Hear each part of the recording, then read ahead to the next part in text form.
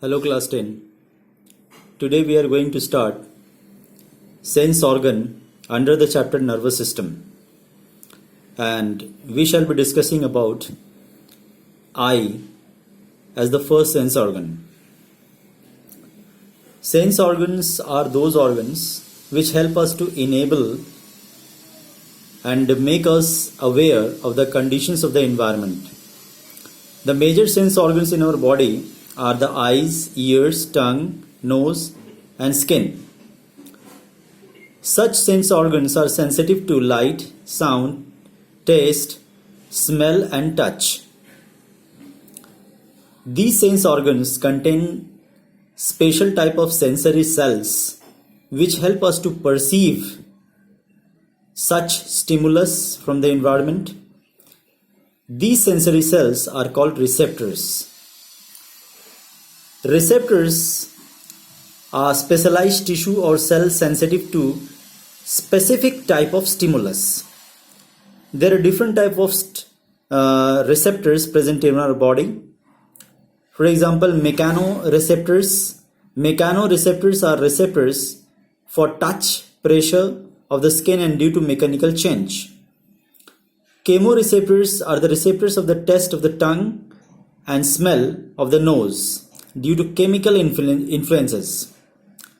Photoreceptors are the rods and cones which are found in the inner part of the eyeball called retina, and they are responsible for receiving the light and make us help in viewing or seeing. Thermoreceptors are the receptors of heat and cold. They are present in the skin and help us to make us aware of the change which take place in the temperature outside our body. Phonoreceptors are the receptors for sound or hearing. So there are different type of receptors. Apart from them, there are also many receptors which help us in understanding the stimulus of the environment. Now we are going to discuss about eyes.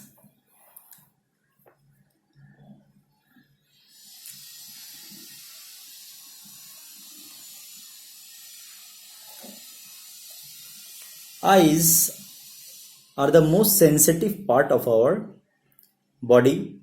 They help us to see. Eyes are located in the deep sockets on the front side of the head called orbits. Each eye is in the form of a ball and they can be rotated with the help of 6 muscles present in them. तो orbit वो आपका hollow part है school का जहां पर eye ball पाया जाता है. 6 मसल्स हैं जो आई बॉल को रोटेट करने में मदद करती हैं और ये वो सॉकेट जो है जहां पर ये आई बॉल पाया जाता है उसे ऑर्बिट कहते हैं. आई बॉल को ऊपर और नीचे से 2 ढक्कन आई लिड्स कहलाता है. ये आंखों को बंद करने में मदद करती हैं और खोलने में मदद करती हैं. ये आईलिड्स के दोनों ऊपर और नीचे स्पेशल हेयर लाइक स्ट्रक्चर्स पाए जाते हैं जिसे आई लैशेस कहते हैं. ये लार्जर पार्टिकल्स को आईज में गिरने से बचाते हैं. इसके अलावा आईब्रोज जो है वो आई का वर्चुअली कोई पार्ट तो नहीं होता, लेकिन ये भी एक प्रोटेक्टिव फंक्शन परफॉर्म करता है और ये रेन ड्रॉप्स को और पसीने को, पर्सपिरेशन को आंखों में ट्रिकल करने में जाने से रोकता है. आईज में बहुत सारे टीयर ग्लैंड्स या लैक्रिमल ग्लैंड्स होते हैं. ये लैक्रिमल ग्लैंड्स अपर साइड में लोकेटेड होते हैं ऑर्बिट के.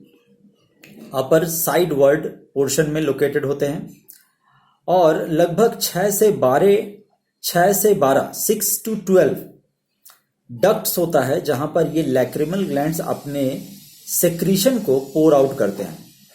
इसके बाद स्पेशल कंडीशंस में due to emotional conditions, whether it will be grief, दुख और एक्सट्रीम जॉय, बहुत खुशी, तब ये टीयर जो है ये डक्ट से ऊज आउट करके बाहर रिलीज होता है।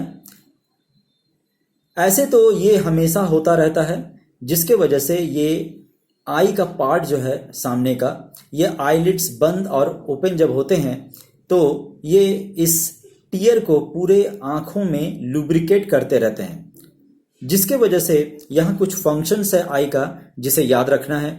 जैसे आई लिड्स के ओपनिंग और क्लोजिंग के वजह से जो टीयर है, लिक्विड है, वो पूरे आंखों को लुब्रिकेट करती रहती है। टीयर सामने का जो फ्रंट पोर्शन है आई का, उसमें अगर कोई डस्ट पार्टिकल चला जाए तो उसे वॉश आउट करने का भी काम करती है। इसके अलावा टीयर्स में एक तरह का एंजाइम पाया जाता है जिसे लाइजोजाइम कहते हैं। ये एंजाइम एंटीसेप्टिक प्रॉपर्टी के होते हैं और अगर कोई तरह का जर्म्स अगर आंखों में चला जाए तो ये लाइजोजाइम उन्हें मार डालता है। इसके अलावा इमोशंस को कम्युनिकेट करने के लिए भी आपके आईज हेल्पफुल होते हैं, जो एक्सट्रीम जॉय या ग्रीफ को, इमोशंस को आपके कम्युनिकेट करती है। एक नैसो लैक्रिमल ग्लैंड है जो लैक्रिमल डक्ट के साथ जुड़ी हुई होती है, नाक में, नोज तक ये आता है। इसीलिए कभी कभी आप आंखों में कोई आई ड्रॉप अगर डालते हैं तो आप उस आई ड्रॉप के टेस्ट को नाक से मुंह तक आप उसके टेस्ट को महसूस कर पाते हैं, क्योंकि ये नैसो लैक्रिमल ग्लैंड जो है डक्ट, ये नाक से मुंह तक फेरेंक्स के मदद से ये कनेक्टेड रहता है और आंखों का ये जो आपका जो भी आप आई ड्रॉप डालते हैं उसका टेस्ट कभी कभी आप महसूस कर पाते हैं इसी वजह से। आई के ऊपर एक लेयर है जिसे हम लोग कंजंक्टिवा कहते हैं। कंजंक्टिवा एक थिन मेम्ब्रेन है जो आपके सामने के फ्रंट पार्ट ऑफ द आई को कवर करती है और ये बहुत ही थिन लेयर है, एक वाइट थिन लेयर है। आपने कंजंक्टिवाइटिस नाम की कॉमन आई डिजीज के बारे में सुना होगा। ये ट्रांसपेरेंट कंजंक्टिवा जो है एपिथेलियल लेयर से बना है। अगर किसी कारण से वायरल इन्फेक्शन से अगर इसमें हो जाए तो ये लाल हो जाता है, जिसके वजह से आपको बंगला में बोलते हैं जॉय बंगला हो गया है। तो हम लोगों का ये कंजंक्टिवा बहुत गड़ने लगता है और जलन होती है। टीयर्स जो है वो कंटिन्यूअसली प्रोड्यूस होते रहते हैं उसको लुब्रिकेट करने के लिए, उसे कंफर्ट देने के लिए। तब हम लोगों को डॉक्टर के पास जाके उसको दिखाकर वायरल इन्फेक्शन का दवाई लेना पड़ता है। अब हम लोग स्ट्रक्चर ऑफ आई बॉल के बारे में पढ़ेंगे। आई बॉल के चारों तरफ 3 मेम्ब्रेन्स उसे कवर करती हैं। सबसे बाहर जो मेम्ब्रेन है उसे स्क्लेरोटिक मेम्ब्रेन या स्क्लेरा कहते हैं, स्क्लेरोटिक मेम्ब्रेन या स्क्लेरा। मिडिल लेयर को कोरॉइड कहते हैं और सबसे अंदर जो लेयर है उसे रेटिना कहते हैं। Sclerotic layer basically tough fibrous tissue से बना होता है, वाइट कलर का होता है और सामने के तरफ आंख, जब आप आईने में खड़े होते हैं जो अपने आंखों को देख पाते हैं, स्क्लेरोटिक लेयर या स्क्लेरा का वो पार्ट जो आंखों को आप देख पा रहे हैं उसे कॉर्निया कहते हैं। ये ट्रांसपेरेंट फ्रंट रीजियन है, यही वो पार्ट है जहां पर कंजंक्टिवा नाम का ट्रांसपेरेंट लेयर उसके ऊपर प्रोटेक्ट करने के लिए लगा हुआ होता है। इसी पार्ट में आप मिडिल पोर्शन में आप देखेंगे कि एक कलर्ड आई बॉल भी पाया जाता है जिसे आइरिश कहते हैं, जो अलग अलग लोगों में अलग अलग कलर के हो सकते हैं। किसी का ब्लैक, किसी का ब्राउन, यहाँ तक कि ब्लू, ग्रे कलर के भी आइरिश होते हैं। आइरिश जो है ये इसका लैटिन जो नेम है वो है रेनबो। यानी ये कलर्ड पार्ट ऑफ द आई जो है, ये इनके बीच में एक हल्की सी छेद होती है जहां से लाइट एंटर करके रेटिना तक पहुंचती है। ये जो ओपनिंग है, circular opening in the centre, इसे प्यूपिल कहते हैं, PUPIL, प्यूपिल। ये प्यूपिल जो है ये इनमें रेडियल मसल्स होते हैं लगे हुए।